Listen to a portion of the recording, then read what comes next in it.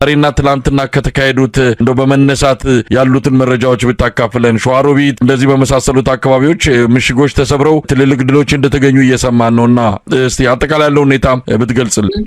አመሰግናለሁ መሳይ። ያው እንግዲህ ለዚህ ቃለ መጠይቅ ስለጋበዝከኝ በቅድሚያ እንደ ተቋምም መሬት ላይ እንዳለውም ታጋይ የእናንተም የሚዲያ አስተዋጽኦ ትልቅ ጉልህ ሚና አለውና በቅድሚያ በተቋሙም በታጋዩም ስም አመሰግናለሁና ክብር ይገባቸዋል ማለት ነው የምፈልገው። ሲቀጥል እንግዲህ በሸዋ ላይ ሸዋ ጠቅላይ ግዛት ተቆጣጥሮ በሚያስተዳድራቸው ቀጠናዎች ዙሪያ በጣም በርካታ ተጋድሎች እያደረግን ነው። ከነዚህ ተጋድሎችም በተለይ በሰሞኑ መራቤቴ አውራጃ እንደዚሁ በልበሊት እና ሌሎች በተለያዩ አካባቢዎች እዛ በጣም ትልቅ ንቅንቅ እየተደረገ ያለበት ሁኔታ ነው ያለ። በጠላትም ላይ ትልቅ ኪሳራ የደረሰ ነው። በባለፈው እንኳን ማስታወስ ብንችል የጠላት መስመራዊ መኮንን ሞቶ ወይም ተደምስሶ ውሎውን አውሏል። ለዛው ከፍተኛ የሆነ ስርዓቱ አገልጋይ የመስመራዊ የጦር መኮንኖችም ጭምር የተደመሰሱበት አውደ ውጊያዎች በመራቤቴ አውራጃ ላይ ተደርጓል። እንደዚሁም በመንዝ ላሎ ሞላሊ ወደ ወገሬ እንቅስቃሴ በሚያደርግበት ሰዓት ጠላት እንዳይንቀሳቀስና ወደ ኋላ ወደ ጉርጓዱ እንዲመለስ የተደረገበት ሁኔታ ነው ያለ። ሌላው በዚህ በሞጃና ወደራ ተጉለት አካባቢ ሞጃና ወደራ ሳሲት ቀጠና ላይ እንደዚሁ ጠላት ተላ ድንጋይ ተንቀሳቅሶ ወደ ሳሲት ለመቆጣጠር እንቅስቃሴ አድርጎ ነበር። በአባት አርበኛውና በመደበኛ ጦር የአጼ ዳዊት ለጦር ሻለቃ 3 ሻለቆች እዛ አካባቢ ነው ያሉት። በዚህ ላይ ከፍተኛ የሆነ ትንቅንቅ በማድረግ ጠላት ወደ ኋላ ተመልሶ ወደ ጉርጓዱ እንዲገባ ተደርጓል። ሌላው እንግዲህ በዛሬው ዕለት የተደረገ አውደ ውጊያ ነው። በአይነቱ ለየት ያለ በተጠና ዝግጅት የተሳካ ኦፕሬሽን የተካሄደበት ትልቅ ድል ነው። እንግዲህ አማራ ፋኖ ሸዋ ጠቅላይ ግዛት እዝ ተቆጣጥሮ በሚያስተዳድራቸው ቦታዎች ላይ ጠላት እንቅስቃሴ ሲያደርግ ቅስሙን እየተሰበረ እንኳን አይደለም የተቆጣጠርናቸውን ቦታዎች ሊይዝ ቀርቶ እንደ ድመት የተሸጎጠባቸውን ከአንድ ወረዳ ላይ አንድ ቀበሌ ወይም 2 ቀበሌ ነው የያዘው። እንደ ድመት የተሸጎጠባቸውን እነዚህን ቀበሌዎች በእንግዲህ በፍራቻ በስጋት ነው የሚኖርባቸው። ስለዚህ በዚህ ልክ ነው ያለው። ሌላው እንግዲህ ሸዋ ጠቅላይ ግዛት ላይ ያለው የጠላት ኃይል እንግዲህ ዙሪያውን በከባድ ፍርሃት ላይ በከባድ ጭንቀት ላይ ይገኛል። እንግዲህ በአርበኛ መከታው ማሙ የሚመራው የአማራ ፋኖ ሸዋ ጠቅላይ ግዛት እዝ በከፍተኛ የሆነ ትንቅንቅ ላይ ነው። በተለይ በሁለት ኮሮች ተደራጅቶ ያለው እንግዲህ እኛ አንጨምርም አንቀንስም። በእርግጥ ከፍተኛ የሆነ የኃይል ግንባታ ላይ ነን። ሌላ እንደዚሁ ተመሳሳይ ኮር በቅርብ ይፋ እናደርጋለን። ለጊዜው ግን ሁለቱ ኮሮች በስሩ ያሉ ክፍለ ጦሮችን በማቀናጀት ከፍተኛ የሆነ ትንቅንቅ እያደረጉ ነው ያሉት። የአፄ አምደ ጽዮን ኮር ራምቦ ክፍለ ጦር በዛሬው ዕለት ከፍተኛ የሆነ ትንቅንቅ አድርጓል። እንግዲህ የኮሩ ቃኝ አባላትና የራምቦ ክፍለ ጦር አባላት በበላይነት ተሳትፈውበታል። ይህን የተሳተፉበት አውደ ውጊያ እንግዲህ የአብይ አህመድ ወንበር አስጠባቂ ስብስብ እንግዲህ በተለያየ ቦታ ላይ ምሽግ ሰርቶ ከፍተኛ የሆነ ትንቅንቅ እያደረገ ነበረ። ያም በተሳካ ሁኔታ ምሽጉ ተሰብሮ ኦፕሬሽኑ ተፈጽሟል ማለት ነው። ዛሬ እንግዲህ ሰኔ 13 ቀን 2017 ዓ.ም ከንጋቱ 11 ሰዓት ጀምሮ እንግዲህ በይፋት ቀጠና በቀወት ወረዳ ሸዋሮቢት ከተማ 08 ቀበሌ ልዩ ስሟ ዋንዛ የምትባል ቦታና እንደዚሁም በፌዴራል ማረሚያ ቤት አካባቢ ሰፍሮ በነበረው የመከላከያ ሰራዊት አባላት ላይ እንግዲህ በካምፑ ላይ ነው ጥቃት የተደረገው። እንግዲህ በዚህ አካባቢ ላይ በጣም በርካታ ጩኸቶች ነበሩ። ከሌሊቱ 11 ሰዓት ጀምሮ ድረሱልኝ የኦታ ጩኸቶች ነበሩ። እንግዲህ በዚህ ምሽግ ወይም ሰበራ ላይ በዚህ ጥቃት ላይ 5 የጠላት ምሽጎች ከ5 በላይ የጠላት ምሽጎች ተደምስሰዋል። እንግዲህ እነዚህ ምሽጎች ቀላል ምሽግ የሚባሉ አይደሉም መሳይ፣ የቁም ምሽጎች ናቸው። በጣም ከባድ ምሽጎች ናቸው። እነዚህን ምሽጎች ተሰብረዋል። እንግዲህ ጠላትም ከአንድ ሻምበል በላይ ተደምስሶበታል። ከአንድ ሻምበል በላይ የጠላት ኃይል ሙሉ በሙሉ ተደምስሷል። 7 የመከላከያ መስመራዊ መኮንን አመራሮች እስከ ወዲያኛው ተሸኝተዋል። እንግዲህ በሆስፒታል የቁስለኛ ክምችት አርሶ አደሩ ማሳ የሰራዊቱ ወይም የጠላት ሰራዊት አስክሬን ተከምሯል።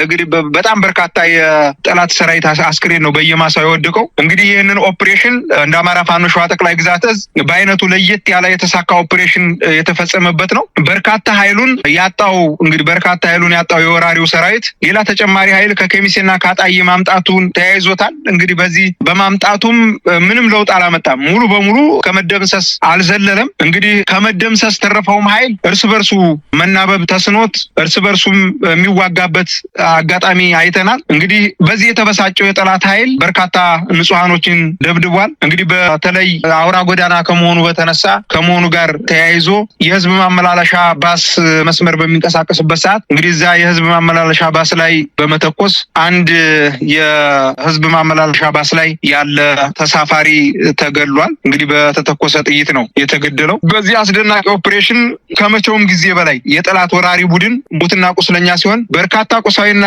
አካላዊ ኪሳራ አስተናግዷል ማለት ነው። የወገን ኃይል የበላይነት የታየበት ህዝባችን በልጆቹ ዳግም የኮራበት ድል ተመዝግቧል። በዛሬው ዕለት እንግዲህ እንደ ተርብ የሚናደፉት የአማራ ፋኖ ሸዋ ጠቅላይ ግዛት አፄ አምደ ጽዮን ኮር ራምቦ ክፍለ ጦር እንግዲህ ጠላት ላይ የጠላት ከፍተኛ ማዕረግ ያላቸውን አመራር ሲያጣ 3 የሻለቃ 2 የሻምበልና 1 የመቶ አለቃ አመራሮች እንግዲህ ምክትል መቶ አለቃ ነው ፎቶ መላክ እንችላለን። የጠላት ምክትል መቶ አለቃ አመራሮች ተገለዋል። እነዚህ ሙሉ በሙሉ ደምስሰናል። 3 የሻምበል 3 የሻለቃ አመራር 2 የሻምበልና 1 የምክትል መቶ አለቃ አመራር በዚህ አውደ ውጊያ ላይ ተደምስሰዋል። በጣም በርካታ ኃይሉን ያጣው። በሌላ በኩል ደግሞ ከተማረከው በርካታ ጥቁር ክላሽ ጋር ተያይዞ በጣም በርካታ ጥቁር ክላሽ ነው የተማረከው። 2 የቡድን መሳሪያ ብሬን 2 ብሬን ተማርኳል። ኤነርጋ በርካታ ኤነርጋ ተተኳሽና ኤነርጋ መሳሪያ ተማርኳል። 1 ስናይፐር ተማርኳል። በተጨማሪ በርካታ የክላሽ እንዲሁም የብሬንና የስናይፐር ተተኳሾች እንዲሁም የብሬን ተተኳሽ ማለት ነው ተማርከዋል። በጣም በሚያሳዝን ሁኔታ በየምሽጉ ላይ በቁም ነው ምሽጉን ማሰው በየምሽጉ ላይ ወድቆ የምታገኘው የመከላከያ ሰራዊት የጠላት ኃይል ማለት ነው። በጣም በሚያሳዝን ሁኔታ አሁን አዲስ ሰልጥነው የመጡም አሉ። ምንም እንደው ያን ያክል ተኩስ ልምድ የሌላቸው ዝም ብሎ እንደው ከየሰፈር እየለቃቀመ ያመጣቸው ነው የሚመስሉት። በጣም በርካታ ኃይሉን ያጣው። በየጫካው የወደቀው ኃይል ለቁጥር እንኳን የሚታክት ለቁጥር የሚያዳግት የጠላት ኃይል ወድቋል። እንግዲህ የአማራ ፋኖ ሸዋ ጠቅላይ ግዛት በማናቸውም ሰዓት የፈለገውን ከተማም ይሁን የሚፈልገውን ስትራቴጂክ ቦታዎች እንግዲህ በሰራዊታችን አይበገሬ ክንድ መቆጣጠር እንደምንችል የዛሬው አውደ ውጊያ ማሳያ ነው። እንግዲህ በዚህ አውደ ውጊያ ማህበረሰባችን ትልቅ ኩራት፣ ትልቅ አለኝታነቱን ያሳየበት፣ ማህበረሰባችን ትልቅ ደስታና ኩራት የተሰማበት፣ ጠላትን በዚህ ልክ ከያዛት 2 እና 3 ቀበሌ ንቅንቅ ማለት እንደማይችል ያሳየንበት፣ ከሌሎች ቦታዎችም በርካታ ኃይሉን አሰባስቦ መጥቶ እንኳን ምንም አይነት አንዳች ለውጥ ያላሳየበት፣ ይልቁንስ የገባው ኃይል ሁሉ የረገፈበት እንግዲህ ከሌሊቱ 10:30 11 ሰዓት የጀመረ አውደ ውጊያ እስከ ቀኑ 9 ሰዓት ተኩል እስከ 10 ሰዓት ድረስ በትንቅንቅ የቆየበት፣ በርካታ ኃይሉን በሙት ያጣበት፣ ቁስለኛ እንኳን ማንሳት አቅቶት ቁስለኞች እዛው የሞቱበት፣ አስከሬን ለማንሳት የሚቸገርበትን ኦፕሬሽን ሰርተናል። በዛሬው ዕለት እንግዲህ ይበል የሚያሰኝና ሌሎች ቦታዎችን ሊያነቃቃ የሚችል ወደፊት ለመጓዝ አቅማችንን የፈተሽንበት፣ እውነት ለመናገር ከዚህ በላይ በጣም ከባድ የሆነ አቅም ነው የገነባ ነው። እግዚአብሔር የተመሰገነ ይሁን። አሁንም በቀጣይ ለምናደርገው ጉዞ ወደፊት ለምናደርገው ጉዞ በተወሰነ ኃይል የጠላትን ኃይል የፈተሽንበት ትልቅ አውደ ውጊያና ኦፕሬሽን ነው ማለት እችላለሁ። በዚህ ልክ ነው ያለው ሸዋ ላይ መሳይ። እንግዲህ ሻለቃ አበበ በተቃራኒው የናንተ አቅም መዳከሙን የሚያሳዩ በአገዛዙ በኩል የሚቀርቡ ተከታታይ የሆኑ መረጃዎች አሉ። 1-3ቱን ማንሳት እንችላለን። ከኔ ጋር በቀጥታ በመደወል ነገሮችን ሲያነጋግረኝ የነበረው የአብይ አህመድ ቀኝ እጅ ጀነራል ተስፋዬ አያሌው ሰሜን ሸዋን የጠቀስኩለት ሰሜን ሸዋ ፋኖች እጅ ገብተዋል በምልበት ሰዓት በፍጹም የትኛውም ወረዳ ስልክ ሰጣለው የኛ ኃይሎች ናቸው ወይም መከላከያ ሰራዊቱ እንጂ ፋኖ ባለ ሰሜን ሸዋ ላይ የለም የሚል መልስ ነው የሰጠኝ። ሌላው አብይ አህመድ ነው። ስጋቱን አልፈነዋል፣ ተሻግረነዋል፣ የሚያሰጋን ነገር የለም የሚልም ነገር በቅርቡ ተናግሯል። እንደዚሁም ፊልድ ማርሻል ብርሃኑ ጁላ 90% የሚሆነውን የፋኖ ኃይል አጥተናል፣ አሁን የቀረው 10 ኃይሉም በተለያዩ ገዳማትና እኛ በማንደርስባቸው ርቀው ያሉበት ሁኔታ ነው ያለው። ስለዚህ አሁን ለክልሉ የጸጥታ ኃይሎች ክልሉን የጸጥታ ስራውን አስረክበን ወደ ትልልቅ ግዳጆችን ፊታችን እናዞራለን ብለዋል። እንደዚሁም የሰላም ሚኒስትሩ ከ265 ወረዳዎች 263ቱን በመንግስት ቁጥጥር ስር እንዳለ ገልጿልና ታዲያ እናንተ ይህን ሁሉ ድል እያደረጋችሁ በአገዛዙ በኩል በዚህ ደረጃ የሚገለጸው ምንድን ነው? እንደው ምናልባት መሬት ላይም ስላላችሁ በተለያየ መልኩም በቪዲዮም ጭምር የምታወጡት ነገር አለና ምንድን ነው እየተባለ ያለው? ማን ነው ትክክል? አመሰግናለሁ መሳይ። እውነት ያነሳቸው ነገሮች ይበል የሚያሰኙ ናቸው። በጣም የሚያስገርም የውሸት ቋት የሆነ ስርዓት እንደሆነ ነው እኛ የምናውቀው።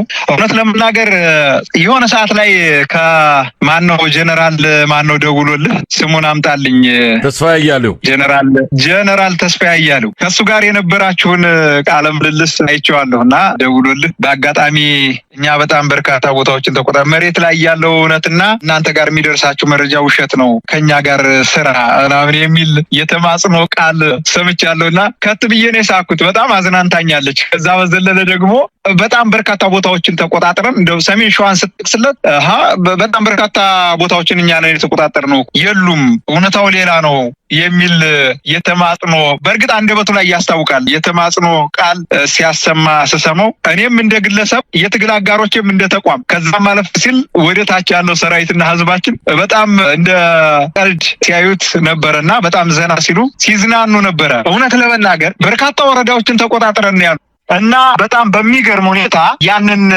ንግግራችሁ ሰምቼ በጣም ስዝናና ነበረና እንደው ለአብነት እንኳን ማንሳት ብንችል ሰሞኑን የ6ኛ እና የ8ኛ ክልል አቀፍ ፈተናዎች ነበሩ።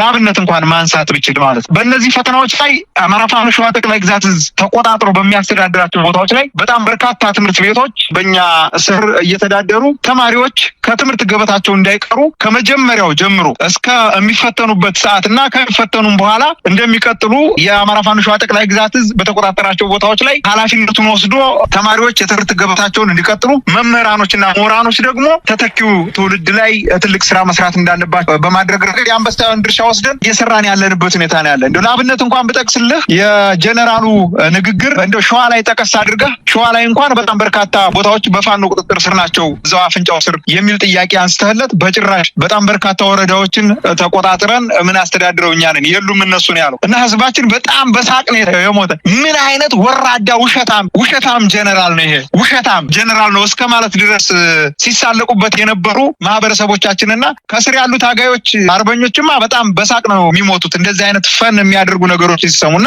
እንደው ሰሞኑን እንኳን 6ኛና 8ኛን ክልል አቀፍ ፈተና ስናስፈትን እንደው ለአብነት እንኳን ብጠቅስልህ ወረዳ የሚሉት የወረዳውን አንድ ከተማ ነው የሚይዙት። ለምሳሌ አንጾኪያ ገምዛ ወረዳ ላይ መኮይ ከተማና በዙሪያዋ ያሉ ቀበሌዎችን ሙሉ በሙሉ በእኛ ተቆጣጠረን ሳለ መኮይ ከተማዋ ላይ ብቻ ነው ያሉ። መኮይ ከተማ አንዲት ቀበሌ ብቻ ነች። እንግዲህ ጉድ ያሳይ አንዲት ቀበሌ ላይ ተቀምጠው ወረዳውን ሙሉ እያስተዳድርን የሚል የውሸት ተማጽኖ ሰወራ ስሰማ ብዬ ነው የሳኩት። ህዝባችን ደግሞ ያንን ያየዋል። ምን አይነት ወሽከሪዎች ናቸው ይላል። ይህ ስርዓት የውሸት ቋት የሆነ ስርዓት ነው። ይህ ስርዓት በውሸት ቋት ወይም በውሸት የተገነባ ስርዓት እንደሆነ ይታወቃል። ተንዷል፣ ወደፊትም ይናዳል። ስለዚህ እንደው ወረዳው ላይ እንኳን ወደ 21 ቀበሌዎች አሉ። ከ21 ቀበሌዎች 19ኙን ቀበሌዎች እኛ ነን የምናስተዳድራቸው። ከ21 ቀበሌ 2 ቀበሌዎች ብቻ ነው እንግዲህ ስርዓቱ የሚያስተዳድራቸው። 19ኙ ቀበሌ ላይ አለኝ የሚለውን ኃይል ሁሉ በ4 በ5 አቅጣጫ አስገብቶ አስቴጎማ ተራራ ክፍለ ጦርን ለመደምሰስ የ10 ቀን ኦፕሬሽን ወይም የ10 ቀን ግዳጅ ተቀብሎ ሄዶ ገብቶ አብዛኛው ተደምስሶ ነው የወጣው። እነዚህ 19 ቀበሌዎች ላይ አሰሳ ገብቶ ነበር። በጣም በርካታ ኃይሉን ሲያጣ ተመልሶ ወጣ። እዚህ ላይ ምንም አይነት ኦፕሬሽን ማድረግ አንችልም፣ በጣም ከባድ ቦታ ነው፣ ከዚህ በኋላ ይህን ግዳጅ መቀበል አልችልም የሚሉ የሻለቃ አመራሮች እርስ በርስ ግጭት፣ እርስ በርስ መታኮስ ነበረ። እነዚህን በጭራሽ ማጥፋት አይቻልም። 1 ናቸው 2 ናቸው 10 ናቸው ትላላችሁ። ሰራዊታችንን አስጨረሳችኋቸው፣ በፈንጅ አስጨረሳችኋቸው፣ በደፈጣ አስጨረሳችኋቸው፣ በመደበኛ ውጊያ በመስመራዊ ውጊያ አስጨረሳችኋቸው። ስለዚህ መልቀቅ አለብን ብለው ለቀቁ። ያንን ወረዳ ጉድ ያሳየ አሰሳ ለማድረግ በጣም በርካታ ኃይሉን በግሸራ ቤር በኩል በጦር መሳያ በሸበቶ ከመሃል ሜዳ ደግሞ በውሃ ነፈስ በገዳሚ በዋሻ አድርጎ በታች በመኮይ ደግሞ ከኬሚሴ ከኮምቦልቻ ከጨፋሮቢት ከሸዋሮቢት አይደለም ከጨፋሮቢት ካጣዬ ከሰንበቴ በርካታ ኃይሉን አነቃንቆ በታች ባምቧ ከበባ ፈጽሞ ነበረ። ነገር ግን ሳይሳካለት የገባው ተወቅጦ ተመልሶ እዛቸው አሁንም 1-2 ቀበሌ ላይ ነው ያለው። እዛው 2 ቀበሌ መኮይ ከተማዋ ወረዳ የሚልህ እንግዲህ አንድ ከተማ እንደ ዶሮ አቅፎ ይዞ ነው ወረዳ የሚለው። ለዛም ነው ህዝባችን ከት ብሎ ሲስቅ የነበረው። በዛ በአንተና በጀነራል ተስፋዬ ንግግር እንዲሁ በጣም ፈን ያደረገችን ዘና እንላለን። አየህ ከዚህ ከወረዳው እንኳን 19 ቀበሌዎችን ተቆጣጥረን ሰሞኑን እንኳን የ6ኛ ክፍል ተማሪዎችን አስፈትነን ያለምንም የጸጥታ ችግር ኮሽ ሳይል ተማሪዎቻችን ተፈትነው ወደ ቤታቸው እንዲገቡ መምህራኖችም ያላንዳች ችግር ከወረዳው እንኳን እንኳን የመጡ መምህራኖችን ከመንግስት ጋር ንክኪ የሌላቸው መምህራኖችን ወደኛ መጥተው ፈተናው እንዲካሄድ በማድረግ ረገድ የአንበሳውን ድርሻ ወስደን አስፈትነናል። የ8ኛ ክፍል ፈተናን በተመለከተ እንዳየው መረጃው ደርሶ ሊሆን ይችላል። እነዚህ የተቆጣጠርናቸው 19 ቀበሌዎች ላይ የ8ኛ ክፍል ፈተና ያላንዳች የጸጥታ ችግር ተጠናቆ ተማሪዎችም ወደ ቤታቸው መምህራኖችም ወደ ቦታቸው ተመልሰዋል። በቀጣይም በዚሁ ልክ ነው የሚቀጥለው። እውነት ለመናገር እንደው በትምህርት ዙሪያ ያለችውን ባነሳለህ እንደው አንዳንድ ቦታዎች ላይ ትምህርት መሰጠት የለበትም ትምህርት መቋረጥ መቻል አለበት የሚል አንዳንድ እንትኖች አሉ። ያ ስህተት ነው ብለን ነው የምናምነው እኛ።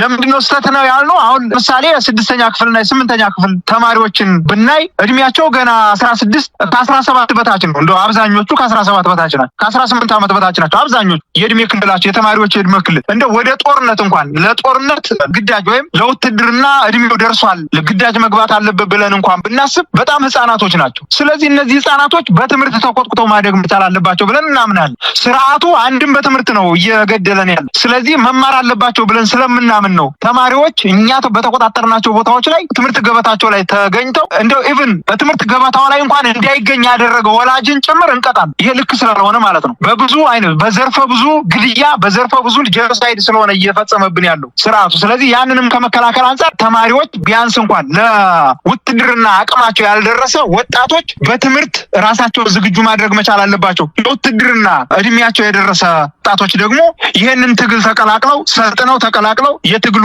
አካል የሚሆኑበትን መንገድ ነው እየፈጠርን ያለ ነው እና በዋናነት ምን ልጠቅስ ልፈልጌ ነው አንጾኪያ ገምዛ ላይ ያለውን የተቆጣጠርናቸውን 19 ቀበሌዎች ስጠቅስልህ ሌሎች ወረዳዎች በምን አይነት መልኩ ይሆናሉ የሚል ጥያቄ እንዲኖርህ ብዬ ነው። አሁን በኤፍራታና ግድም ወረዳ በጣም በርካታ ቀበሌዎችን ተቆጣጠርን እናስተዳድር። ሌላው ቀወት ወረዳ ነው። ሸዋሮቢት ቀወት ወረዳ እንግዲህ በጣም በርካታ የሆኑ ቀበሌዎች ለቁጥር የሚያዳግቱ ቀበሌዎች ኢቭን ወረዳ መስርተን እያስተዳድርን ነው። ስርዓቱ ያለው ሸዋሮቢት ከተማና ከተማዋ ውስጥ ብቻ ነው። ከከተማው እንኳን 08 ቀበሌን ሰሞኑን ለ3 ቀን ያዝ አድርጎት ነበረ። ለ3 ቀን ይዞት ከ300 በላይ ኃይሉን ያጣው ዛሬ ለ3 ቀን ያዛትን 08 ቀበሌ ዋንዛ ከ300 በላይ ኃይሉን ያጣው አንድም በቁስለኛ አንድም ደምሰነዋል። በጣም በርካታ የመስመራዊ የጦር መኮንኖችም ጭምር ደምሰንበታል። ጉዳይ ከያዛት ከከተማዋ እንኳን ብቃሪ ኦፕሬሽን የሰራንበት የፌዴራል ማረሚያ ቤቱ ከተማው ውስጥ ነው ያለው። ጉድ ያሳይ ቆቦ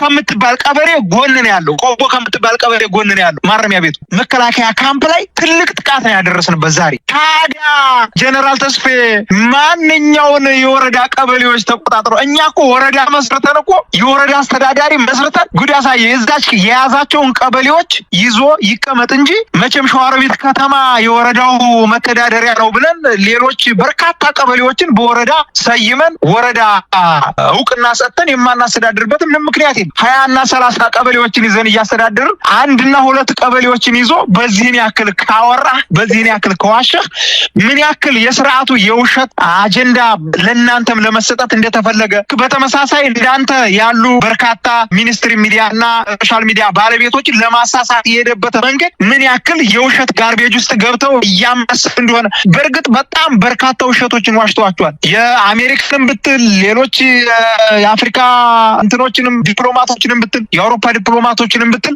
ዋሽተዋቸዋል። በዚህ ውሸት ታጅበው አዲስ አበባ ላይ ኮሪደር ልማት አበባዎች ታጅበው ወጣ ብለው የዞን ወረዳዎችንና ዞኖችን እንኳን ሳያዩ አይ ኢትዮጵያማ በልጽጋለች ብለው የተመለሱ ዲፕሎማቶች እንዳሉ ማስረጃዋል። ምን ያክል ሞኞች እንደሆኑ በእኛ ቁጥጥር ስር ያሉ የጦር መኮንኖችና የስርዓቱ ወንበር አስጠባቂ የሆኑ ወታደሮች ማርከናቸው እስካሁን ድረስ ሊረከበን እንኳን የፈለገ ገለልተኛ ተቋም ወይም ቀይ መስቀል የለም። ቀይ መስቀሎች እንኳን ስንጠይቃቸው ምን እንደሚሉን ታውቃለህ? አንድ የጠላት ኃይል ማለት 1000 ሞልታችኋል፣ 2000 ሞልታችኋል እያሉ ይሳለቁብናል። ምን አይነት ገለልተኛ ተቋም ቀይ መስቀል ተብሎ ጠይቀናቸው 1000 በላይ ካልሆነ አንቀበልም አሉ። ታዲያ 2000 እስከምንሞላ ድረስ ከሰራዊታችን ጉረሮ እየመነጠቅን ጤፍ እያበላን እየቀለብን እያኖርን እኮ ነው። እንግዲህ የስርዓቱን ወንበር አስጠባቂ በአውደ ውጊያ ላይ የማረክናቸው የስርዓቱ ወታደሮች ማለት ነውና በዚህ ልክ ነው ያለው። አሁን ሌሎችን ሳልጠቅስልህ ነው ሻለቃ አበበ። ይህ ምን ያሳያል? እንግዲህ ወደ ጥያቄውም ስመጣ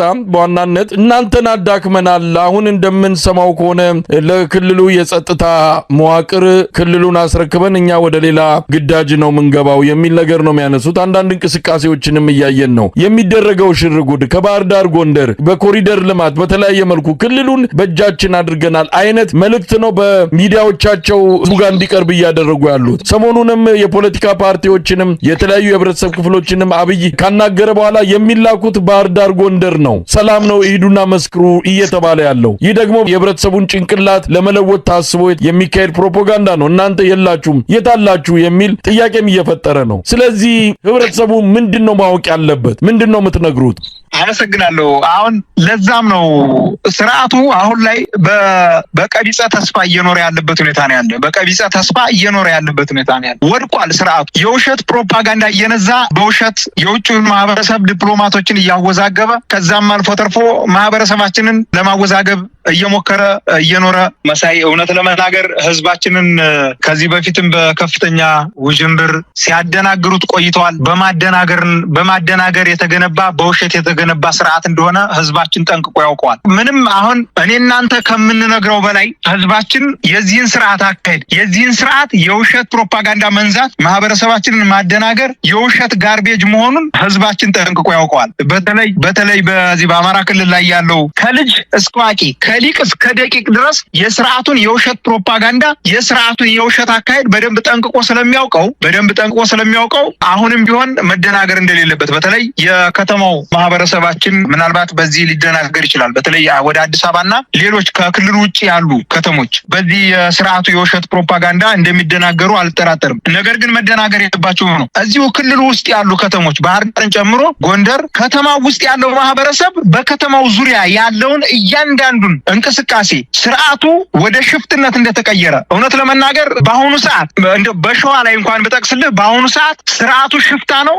እኛ መንግስት ነን። በአሁኑ ሰዓት ስርዓቱ የሽፍትነት አካሄድ ነው የሚሄደው። እኛ ግን መንግስት ሆነን ወረዳ መስርተን እያስተዳደርን ነው። ስለዚህ ይሄንን የከተማው ህዝባችን በዞን ላይ ያለው የከተማው ህዝባችን ባህር ዳር እንዲሁም ጎንደር ያለው የከተማው ህዝባችን ጠንቅቆ ያውቀዋል። የኛን መምጣት በጽኑ የሚጠባበቅ የኛን መምጣት በጉጉት የሚጠባበቅ ማህበረሰብ እንዳለን ጠንቅቀን እናውቃለን። አዲስ አበባንም ጨምሮ ከአዲስ አበባም ውጪ ያለ ማህበረሰባችን በዚህ ልክ በውሸት መድረክ ላይ ወጥተው ደረታቸውን ነፍተው ሲናገሩ ህዝባችን በአግራሞት እንደሚመለከታቸው ጠንቅቀን እናውቃለን። በአግራሞት እንደሚመለከታቸው በነገራችን ላይ በየመድረኩ ወጥተው ደመሰፍናቸው አጠፋናቸው በየገዳማቱ ያሉት በየጫካው ያሉት ምናምን ስራቸው በየመድረኩ ላይ ሁሉም አገጭን ይዞ እንደ አሸንጉሊት እንደሚያይ ህፃን ልጅ ወይ መቃቃ እንደሚጫወት ህፃን ልጅ ነው የሚያዩበት። ታዳሚው በሙሉ ህዝብም ሰብስብ ምንም ሰብስብ እኛ የህዝቡን ስነልቦና ጠንቅቀን ስለምናውቀው ነው። ስርዓቱ ግን የህዝቡን ስነልቦና አያውቀውም፣ አላወቀውም፣ ወደፊትም ሊያውቀው አይችልም። እውነት ለመናገር ስርዓቱ የነፈሰበት ስርዓት ነው። ወንበዴ ስርዓት ነው። ያልሰራውን ሰራሁ የሚል ውሸታም፣ ያልተቆጣጠረውን ተቆጣጠርኩ የሚል ውሸታም ከጀነራል እስከ ካድሬ ድረስ ከከፍተኛ የቤተ መንግስቱ አመራር ከአብይ ጀምሮ እስከ ታች ድረስ እስከ ወረዳ ላይ እስካሉ ካቢኔዎች ድረስ በውሸት ጋርቤጅ ውስጥ የሚማሰሉ የሚናውዙ አመራሮች ስለሆኑ በየሄዱበት ነፃ በያዟት ቦታ ላይ ያገኙትን ህዝብ በግድም አስገድደው ይሁን ከቤቱም በግድ አስወጥተው ወደ ግብርና ስራው የሚሄደውንም በግድ አፍነው ስብሰባ ላይ አስቀምጠው የሐሰት ዶክመንተሪ ሲያሳዩት በአግራሞት ነው የሚመለከተው ህዝባችን። ስለዚህ አጠቃላይ ያለው በአዲስ አበባም ያለው ከአዲስ አበባም ውጪ አማራ ክልል ላይ ያሉ ስርዓቱ የተቆጣጠራቸው በጣም ውስን ቦታዎች ላይ ያሉ ማህበረሰባችን እንዲሁም በባህር ዳርና በጎንደር ያሉ በተለያዩ ቦታዎች ላይ ስርዓቱ በሚያስተዳድራቸው 1 እና 2 ቀበሌዎች ላይ ያሉ ማህበረሰቦቻችን በእርግጥ የኛን ትግል በንስር ዓይን እየተከታተሉ እውነታውን ጠንቅቀው ያውቁታል። ከእውነታው በዘለለ ግን በተጓዳኝ የስርዓቱን ውሸት በየመድረኩ እያዩ ስለሆነ በስርዓቱ የውሸት ፕሮፓጋንዳ እንዳትታለሉ ዛሬም ነገም ከነጎዳ በክብር ማማ ላይ በጥንካሬ በወኔ ተሞልተን ኃይላችንን ገንብተን ወደፊት ለመራመድና የወደፊት የአማራን ነጻነት ብሎም የኢትዮጵያ ነጻነት የምናውጅበት አቋም ላይ እንደምንገኝ ለህዝባችን ማስተላለፍ ፈልጋለሁ። በጣም ነው የማመሰግነው ሻለቃ አበበ ሙላት።